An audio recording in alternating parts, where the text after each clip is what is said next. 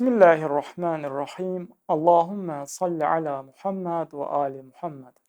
Salam dəyərli izləyicilər, hər birinizi zülmətdən nura verilişində xoş gördük. Keçən verilişlərimizdə məcaz barəsində danışdıq.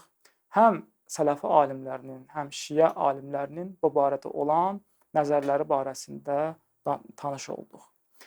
Bu gün isə İbn Teymiyyənin belə deyək, məcaz barəsində, məcazın daha doğrusu olmaması barəsində Qurani-Kərimdə olan dəlillər barəsində danışacağıq. Sözü dəyərli ustada verməmişdən qabaq istəyirəm bir ayəni nəzərinizə çatdırım ki, Allah Təala Qurani-Kərimdə buyurur ki, Allah göylərin və yerin nurudur. Burada maraqlıdır. Biz nə başa düşürük? Yəni nurdur Allah, nəuzubillah, məsələn bir lampanın işığıdır və yaxud da ki, məsələn, günəşin işığıdır. Təbii ki, xeyr. Buradan məqsəd, yəni Allah hidayətçidir. Allah insanı, belə deyək, doğru yola yönəldəndir. Allah elmləndirəndir. Yəni, əgər məcazı qəbul etməsək, məcburuq ki, Allahı bir nur kimi qəbul eləyək. Təbii ki, onların nəzərinə əsasən bizim bu barədə anlayışımız olmayacaq. Bəli, studiyamızın qonağı Höccətül İslam Elvin Əzimovdur. Salam aleyküm ustad, xoş gəlmisiniz. Və aleykumussalam və rəhmətullahi tibər müəllim, xoş gördük sizi. Hər vaxtınız xeyir olsun. Əziz izləyicilər də salamlayırıq, ovqatları xeyir olsun. Allah razı olsun. Verilişimizi gözəl bir ayə ilə başladınız.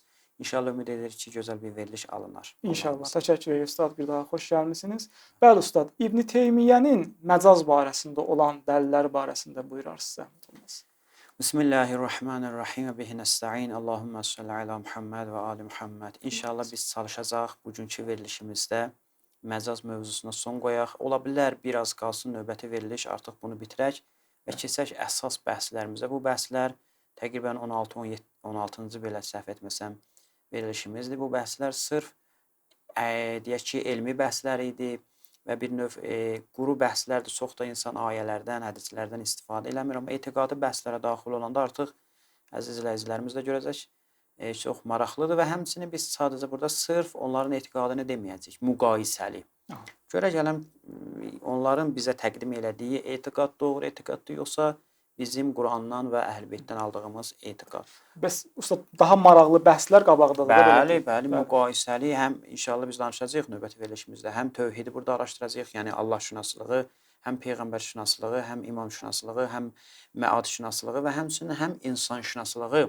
Onların nəzərində insan bəhsi, məsələn, qadın bəhsi, qadına dəyər vermək ki, önəmli bəhslərdəndir. O ayə ki, oxudunuz həqiqətən çox dəqiq ayədir ki, Allah göylərin və yerin nurudur. Əgər zahiri mənasını götürsə gərək bu cür məna edək. Sadəcə olaraq çünki nurda zahirun li nəfsih və muzhirun li qayrih var. Ona görə bu məcazi mənada digərlərində də nisbət verilir və bir təfsirdə siz buyurdunuz ki, hidayət mənasını ifadə edir. Gələk bəhsimizə. İbn Teymiyyənin əsas 2 dənə dəlili var idi. Çox dəlillər var, amma əsas deyək ki, o digər dəlillər bir növ qayıdır elə buna. Əsas 2 dənə dəlil. Birinci dəlil bu idi ki, məcaz və həqiqət anlayışı olmayıb. Qədim alimlər, istər təfsir alimləri, istər lüğət alimləri, istər hədis alimləri bu bəhsə toxunmayıb. Və həmçinin hətta biz, bu birinci dəlildir. İkinci də ki, hətta biz qəbul etsək də, biz bilməliyik ki, Allah Təbarək və Teala'nın bu ümumiyyətlə bizim ləfzlər, sözlər ki, müəyyən bir məna üçün istifadə olunur. Bunları Allah Təbarək və Teala icad eləyib. Və bu o deməkdir ki, ondan çıxmaq olmaz. Təvqifidir. Təvqifiyyun, məsələn, var da, inşallah bəhs edəcək. Bunları araşdıracaq və daha sonra Şinqitinin bir nəzəri var ki, onu da toxunacaq və daha sonra deyəcək ki, biz bu bəhslər geniş bəhslərdir, əsas bəhslərə toxunduq və İbn Teymiyyənin müəyyən qədər yalanları üzə çıxır. Digər əlavə istəsələr bu kitabları verəcək, inşallah özləri baxarlar əziz izləyicilərimiz. Deməli, bu kitab ki, görürsünüz, Kitabul İman. İman kitabıdır, İbn Teymiyyənin kitabıdır. Burada gəlib həmən o iddiasını işarə edir. Biz inşallah sübut eləyəcək ki, bu şəxs necə yalancıdır. Necə bir yalancıdır. Ona görə məsələn, təsəvvür edin ki, bu şəxs gəlib deyir ki, şiələr barəsində bilirsiniz, rafizilər kimlərdir? Rafizilər yəhudilərə bənzəyir. Necə ki, yəhudilərin xanımları iddə saxlamır təlaqdan sonra, rafizilər də iddə saxlamır. Açıq, aydın yalan. Yəni bu necə bu yalan? O qədər məsələn deyir ki, rafizələr bilirsiniz, mən deyir nə qədər sübut olunub dəlillə ki, müşahidə də olunub. Rafizələr dünyalarını dəyişəndə heyvan şəklinə düşürlər, donuz şəklinə düşürlər. Deyir görüblər. Ustad üzr istəyirəm. Birinci qeyd etdiyiniz məsələsi var. Bəlkə ola bilər ki, onlar elə düşünürlər ki, məsələn, şiələr kitablarından məlumatsızdır. Bəzi şiələrdə belə deyir. Ona xatir elə hər zehinlərinə gəlir. Bəli, həm əhsən ki, həm o, həm də ki, ətrafında ona qulaq asanlar, bəli, onu eşidənlər gedib araşdırmırlar ki, etibar eləyirlər. İndi bu dəqiqədə Azərbaycanda belədir də, çıxır böhtan atır. bəli. Bəziləri Vahabilər, şiələrdə bu var, etiqad var. Şiələrin etiqadı budur. Lakin indi gedib nə onun sələfisi axtaracaq, nə də ki bizim adətən elə şiələr də o qədər də şey eləmir. Uzağı bəziləri o həvəsli olanlar gedib maraqlanacaq, araşdırma aparacaq. Öz ətrafında olanları aldadırlar. Açıq, aydın, ağ yalan deyirlər, danışırlar, amma yenə də xeyri yoxdur. Və nəsə əlavəniz varsa? Yəni çox maraqlıdır ki, hətta siz dediyiniz kimi bu şəxs danışır və onun ətrafında olanlar qulaq asır. Amma maraqlıdır. Məsələn, bir dəfə kitab açsalar, görsələr, hətta bəzən yalanlara da üzə çıxır. Biz çıxardırıq. Ya məsələn İbn Teymiyənin yalanları bəzi qardaşlar hazırlayıblar da, məsələn 20 neçə dənə yalanını hələ gətiriblər, öz kanallarında paylaşıblar, amma heç bir cavab yoxdur. Biz dəfələrlə demişik İbn Teymiyənin yalanı, bu açıq aydın yalan danışır da. Deyir, alimdir də. Yəni üstbarsızdır eləyirlər. Yəni heç elə bir şey yalan danışmayıb. Oxuyaq inşallah bu İman deməli kitabında orada səhifə 80-da gəlib bu məsələyə toxunur ki, və bi kulli halin fəhədə təqsimu huwa istilahun hadithun ba'də inqida'il qurunit thalathati. 3-cü əsrdən sonra yaranıb. Daha sonra bu hissəsi bizə lazımdır ki, və əvvəlu mən arafə ənəhu təkəlləmə biləfzil məzəz Əbu Ubeydə Muammər ibn el-Müthənnə. Bu şəxsdir ilk dəfə bu sözü deyən. Yəni hansı əsrdə yaşayıb? Bu 3-cü əsrin sonlarında təqribən yaşayıb da. İlk dəfə bu sözü deyib, amma məcaz deyəndə o mənanı nəzərdə tutmayıb. Bizim başa düşdüyümüz məcazı nəzərdə tutmayıb. Deməli bunun iddiasına əsasən məcazı nə təfsir alimləri istifadə eləyib, nə deyək ki hədis alimləri, nə də lüğət alimləri. Hədis alimləri deyəndə məsələn deyək ki İbn Həcər Əsqalani ki ona hədis alimidir. Qədimdə də məsələn Buxari ki deyirlər İmamul Muhaddithin. Mühəddislərin imamı deyirlər ona. Məsələn ya İbn Həcər Əsqalani təbii ki ondan sonra da deyirlər ki Əmirəl-Möminin fil hədis. Hədisdə Əmirəl-Möminindir. Bu terminlərdə də istifadə edirlər. Bu yəni onlara ləqəblər veriblər bu ləqəbləri. Bu onun iddiasıdır. Gələk, görə gələm. Hətta necə ki inşallah biz bir o digər bəhslərə daxil olanda tövhid, imamət bəhslərində İbn Teymiyənin yalanlarını üzə çıxardacaq, xüsusilə imamət mövzusunda. Burada da hətta bu məsələdə də görsən yalan danışır. Niyə yalan danışır Etibar müəllim? Çünki bunun etiqadı bunun üzərində qurulur. Əgər bu məcazı qəbul eləsək, gərək bu ola əşəri. Olmaq istəmir axı, istəyir yeni bir şey, sistem qoya ortaya. Ona görə məcburdur. Məcburdur ki, bu yalanları danışsın. Çox gözəl. Gələk bu, görək hələm, iddiası doğrudur, yoxsa yox. İlk dəfə bu sözü Əbu Ubeydə deyib, yoxsa ondan əvvəl də deyənlər olub. Özü, baxın, çox qəribədir. Bu şəxs deyirik ki, münafiq unutqan olar. Unudar. Yalancı unutqan olar. Adətən belə deyirlər, yalan danışan unutqan olar. Bu şəxs yalan danışandır və unudur. Burada bir sözü deyir, başqa yerdə onun əksini danışır. İnşallah bu günləri çox toxunacaq bu məsələlərə. Məcmu'ül Fətavada Şeyx İslamın da İbn Teymiyənin kitabıdır. Orada 12-ci cilddə.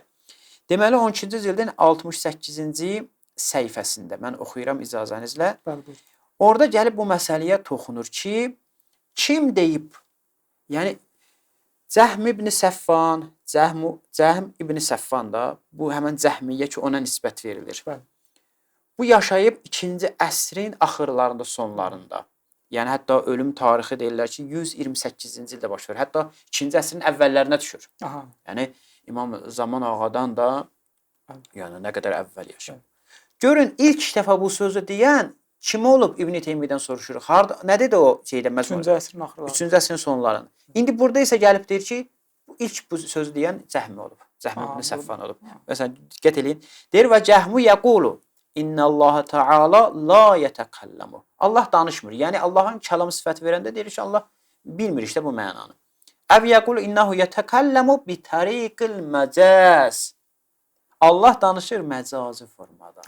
Deyəcək, ilk dəfə məcazı kim istifadə edib? Bəli. Yəni bu yaşayıb, təsəvvür edin ki, Cəhm ibn Səffan yaşayıb 128-ci ildə. Bəli. O da yaşayıb 3-cü əsrin sonlarında. Bir əsr ən azı sonra. Deyir ki, o deyib bunu. Əbu Ubeydə deyib bunu.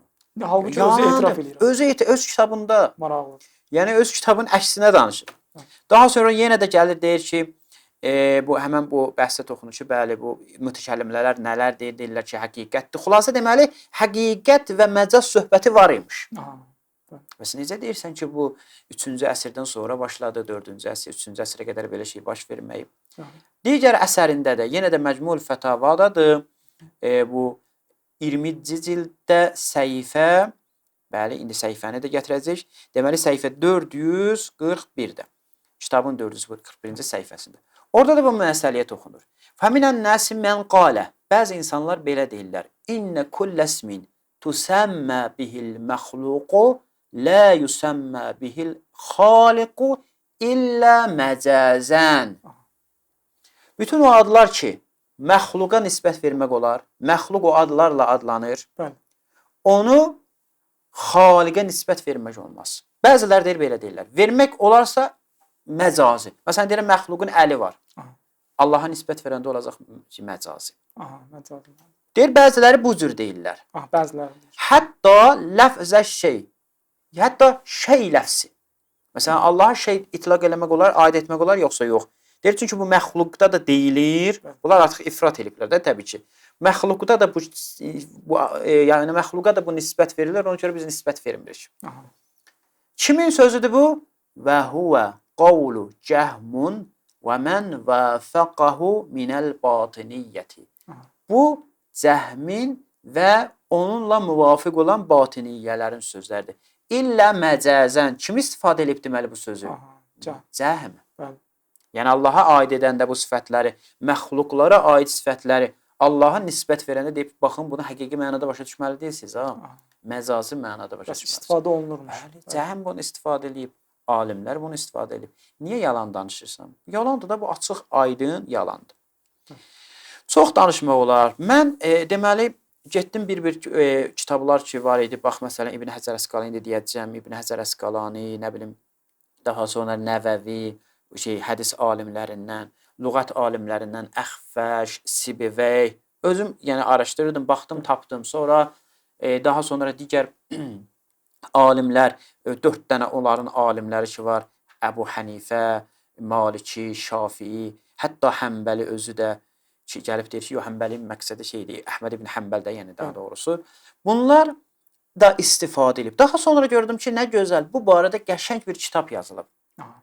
Və əziz izləyicilərə də məsləhət görürəm ki, bu barədə araşdırma aparmaq istəsələr, daha biz uzatmayaq, sadəcə əsas ünvanları burada deyəcəyik. Yəni təsadüfən çıxdı ya, bəzən olur, adam bir şeyi araşdırır zəhmətdən, sonra görürsən ki, falan alim bütün o şeyləri yığıb sənin zəhmətini elə bir şey asanlaşdırır da, yəni çox da zəhmət çəkmirsən. Amma həyif ki, zəhmət çəkəndən sonra bunları yetişdi. İnşallah xeyirdir. Deməli, kitabın adı nədir? Mənhəcu İbn Teymiyyətə fit təvhid. Qiraətun naqdiyyətun və müqarənətun. Kimin tərifidir bu? Yəhyə Abdülhəsən Əd-Duxi. Bu şəxs özü İranlıdır. Və bu kitabı yazıb və həqiqətən çox gözəl yazıb. İnsafən çox. Yəni, mən baxdım, zahirən İranlıdır və bu çap da elə şeydə olub. Lakin ərəb dilində PDF-ni çıxarda bilərlər. Dəlillə danışır. Bütün onların mətnlərini gətirir. Burada geniş 371 səhifəlik şeydir. Orada 206-cı səhifədən bu məsələyə toxunur. Necə ki, biz inşallah bu günləri deyəcək yenə də. Həm bu kitaba baxsınlar, Şiə dünyasında yazılıb, rəddiyə kimi Quranda məcaz var yoxsa yox. Həm də ki, bir dənə Əhl-i-Sünnə aliminin kitabında ki, Nəqd-ü Sələfi kitabın inşallah onda deyəcəm, o 2 dənə kitaba baxsınlar. Burada gəlir, əvvəl o İbn Teymiyyənin dəlillərini gətirir, sonra deyir, Əl-Cəvabu. Cavab. Başlayır cavab vermək. Deməli, bunun iddiası budur ki, nə hədis əhli, nə təfsir alimləri, nə lüğət alimləri məcaz bəhsinə toxunub. Heç birisi yəni toxunmayıb. Çox gözəl. Buna başlayır cavab vermə. Əhlul hədisi yuqirrunə bil məcazi. İqrar ediblər. Məcaza iqrar edib. Başlayır kimdən? İbn Həcər Əsqalanidən. İbn Həcər Əsqalaninin bir dənə kitabı var. Fəthül Bari Şərh-ü Sahihil Buxari. Şərh-i Sahihul. Kitabın adı da Fəthül Bari kitabıdır. Orada və hətta deyirlər ki, Buxariyə ən mükəmməl şərh İbn Həcər Əsqalaninin şərhidir. Çünki çox mükəmməldir və geniş şərhdir. Yəni, ən etibarlı şərhdir. Biz neçə dəfə təkrarlamışıq, baxmayıraq ki, İbn Həcər Əsqalani və Nəvəvi və Beyhəqi onlardan, vəhabilərdən müvafiq deyil, əşəri düşüncəsindədirlər. Sifət mövzusunda Allahın sifətlərini deyirlər ki, biz mənasını başa düşmürük. Amma onlar gəlib deyirlər ki, yox, eyb yoxdur, səhv ediblər. Bütün digər əşəriləri inkar edirlər. Deyirlər, bidət əhlisiz. Niyə? Çünki siz Allahın sifətlərini deyirsiniz ki, tətildir. Hətta Şeyx Əl-Fovzan, indiki müfti, gəlib deyir ki, bunlar sələku, bunlar siz hansı yolu gediblər? Sələku səbilə əhli Qureyş, yəni müşriku Qureyş. Qureyş müşriklərinin yolunu gediblər bunlar. Yəni, bunlar deyirlər ki, biz Allahın sifətləri mənasını bilmirik. Qureyş müşrikləri bu düşüncədə idilər. Gəlib digər əşəriləri bu şeyi nisbət verirlər. Amma İbn Həcər Əsqalaniyə gələndə ki, elə həmən əşəri düşüncəsindədir. Nəvəvi Beyhəqi deyirlər, yox, eyb yoxda səhv, alim də səhv edirlər. Bəs bəzi şeylər müştərəkdilər deyə fikirləri. Məcburdular axı. O qədər istifadə edirlər onun kitabından. Məcburdular. Orada gəlir, gətirir. Mən elə bu kitabın özünü də tapmışdım. Daha burada deyir, ehtiyac yoxdur.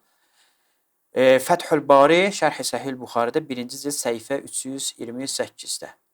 Orada Buxari bir söz gətirir. Deyir ki, "Thumma ghasala cəsədə." Sonra cəsədini yuyur.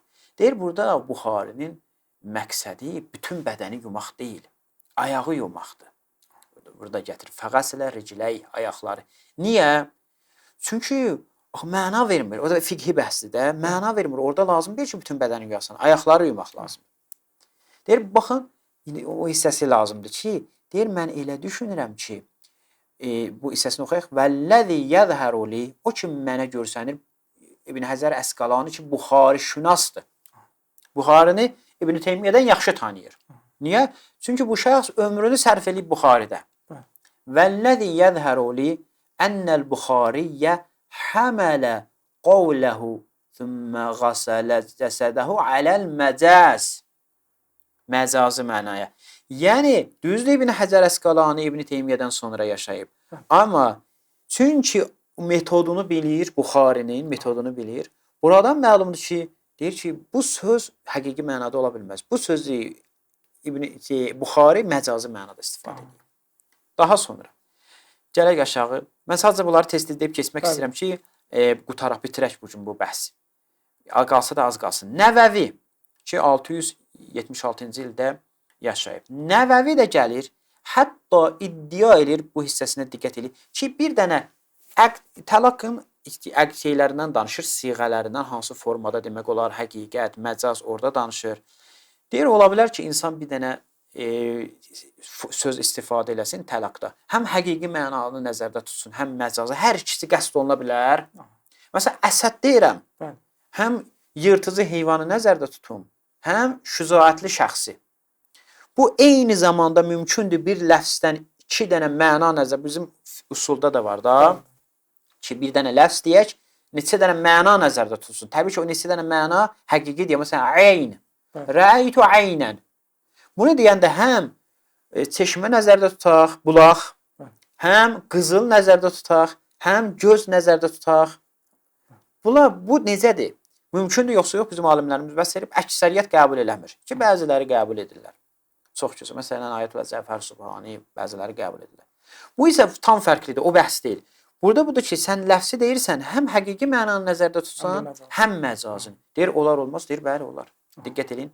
Vəl-əvlə ən yu'xəzə mə'nən müştərəkun beynəl həqiqəti vəl-məcaz cəmiən. Bundan sonra deyir ki, İza nəva ki filan, sonra daha sonra deyir ki, iradətul məcaz fəqad. Deyir ki, məcazı şey edib, iradə eləmək olar. Yəni, və iradətu hadəl, həm bunu iradə eləmək olar, həm ya fəqət məcazı iradə eləmək. Hətta maraqlıdır ki, burada gəlib sonra deyir ki, bu nədir? Bütün qədim alimlərin elə nəzəri də budur. Ki, onlar bir nəfər şəxs gəlib bir sözü desin, həm həqiqəti şey eləsin, həm nisbət verir kimə? Bütün digər alimlər. Eyni zamanda bir söz deyir, həm məcazı nəzərdə tutur. Deməli, məcaz var imiş. Nəvəvi deyir ki, bunu bütün əhl-i sünnə qəbul edirlər. Bunu harada deyir? Baxın. Və cumhuru əshabina əl-mutaqaddimin fi cəvazi iradətil həqiqəti vəl-məcaz biləfzin vahidin. Cumhur əshabı, cumhur yəni çoxu, əksəriyyəti, əvvəl olan, yəni öndə olan bizim alimlərimizin əksəriyyəti deyir ki, caizdir həqiqət və məcazı neyəsən? Bir ləfzlə iradə edəsən də, bir ləfzin istifadə etsən. Vallahu ələm. Yəni, bu kimə nisbət verir Nəvəvi? Əshabına əl-mutaqaddimin, keçmiş alimləri nisbət verir. Yenə də baxsaz, Ravzatut Talibin kitabındadır, 8-ci cild, bunu da mən tapmışdım daha şey. Deməli, hədis alimləri, İbn-i Həzər Əsqalani, Nəvəvi də etiraf edir ki, bəli, məcaz var. Və nisbət verirlər, hətta Buxariyə bir nisbət verir və biri də keçmiş qədim alimlərin əksəriyyətini nisbət verir ki, məcaz var yəni. Nəinki hədis alimləri, hətta təfsir alimləri də. Mən vaxt getməsin deyə sadəcə adlarını oxuyacaq. Məsələn, Haris ibn Əsəd Əl-Muhasibi neçənci ildə yaşayıb? 243-cü ildə yaşayıb. Ki, deyir ki, məcaz, əlbəttə o izmar sözündən istifadə edir də. Məcazın yerinə izmar.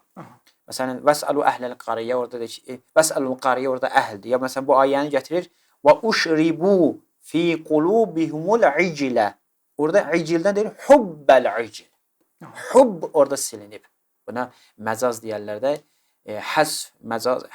bəzən məcaz həsfdə olur da, silinməkdə olur. Sonra Ət-Təbəri, Təbəri barəsində 7-ci cilddə, səhv etməsin, indi burada da aşağıda da yazıb, deməli, Minhacüs-Sünnə, bəli, 7-ci cilddə Minhacüs-Sünnət Nəbəviyyəyə cavab verir.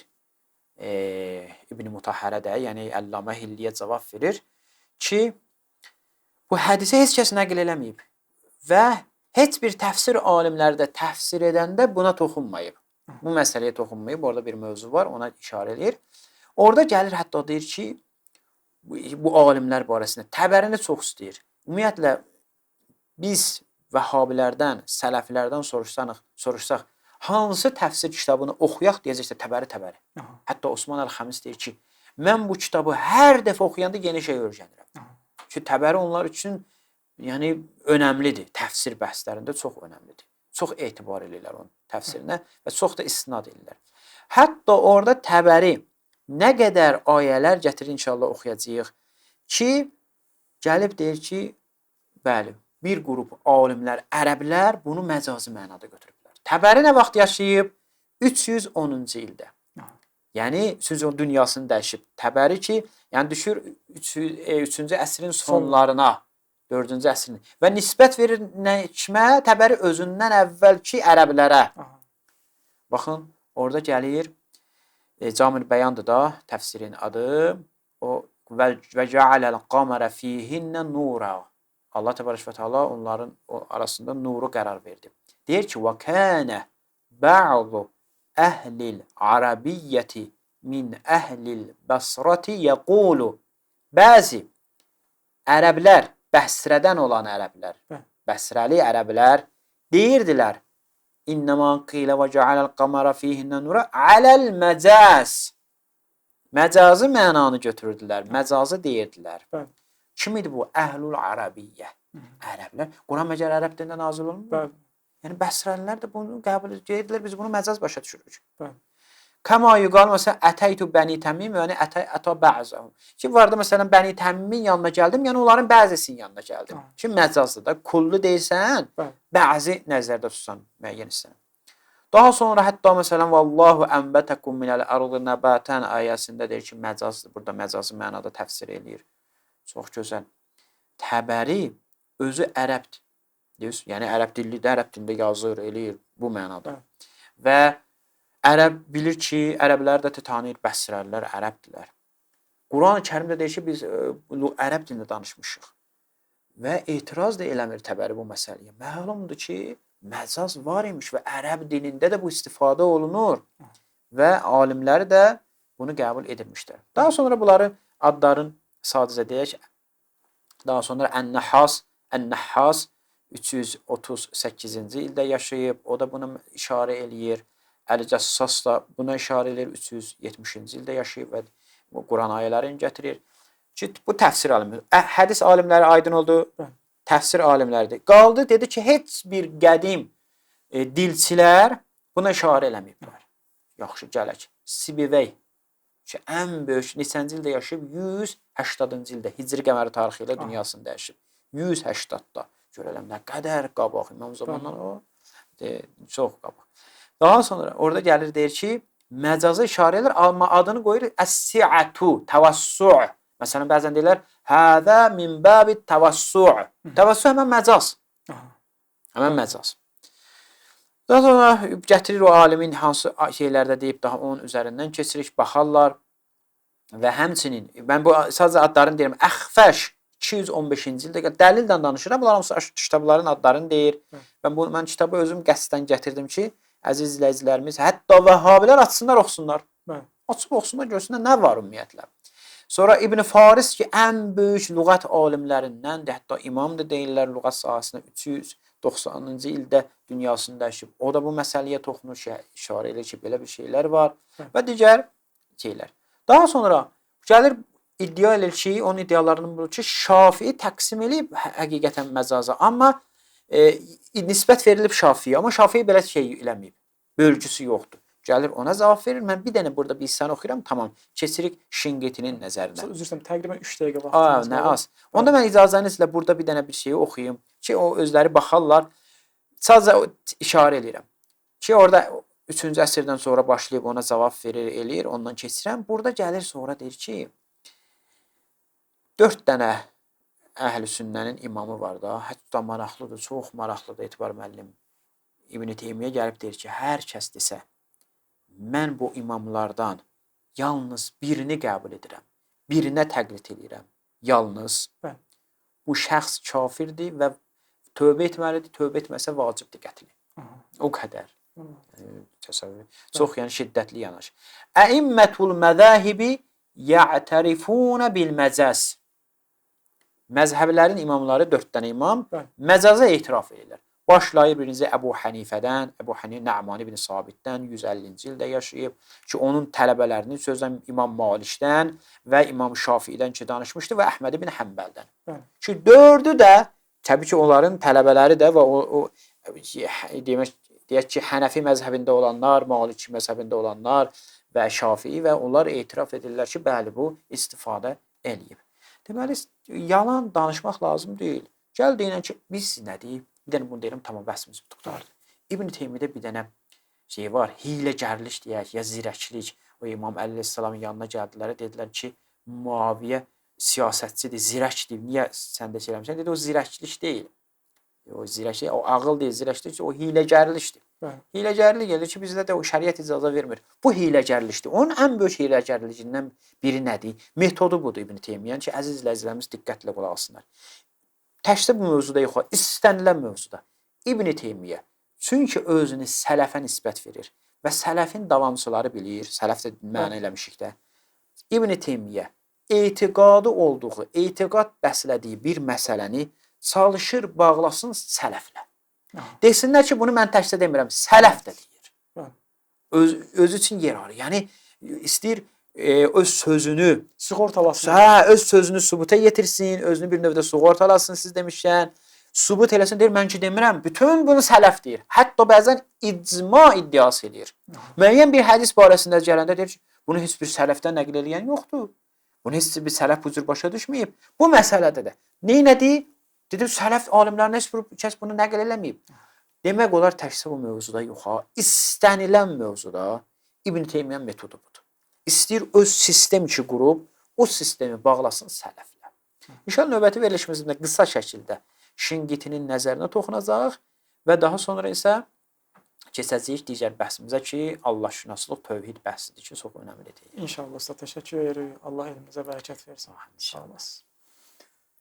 Bəli, dəyərli izləyicilər, bu gün də verilişimizin sonuna çatdıq. Həqiqətən insan gərək bu məsələlərə diqqət etsin. Çünki belə deyək də, axirət, cənnət, cəhənnəm inancına sahib olan bir şəxs şəxsiyyətpərəst olmamalıdır. Araşdırmalıdır. Məxsusən fərqi eləmir. İstər sələfi, belə deyək, əqidəsində olan insanlar və həmçinin şiə dostlar, qardaşlar da ki, gərək öz kitabları barəsində daha ətraflı məlumatlar əldə etsin ki, qarşı tərəf müxtəlif iddialar, böhtanlar atdıqda məlumatlı olsunlar. Sağ olun, salamat qalın.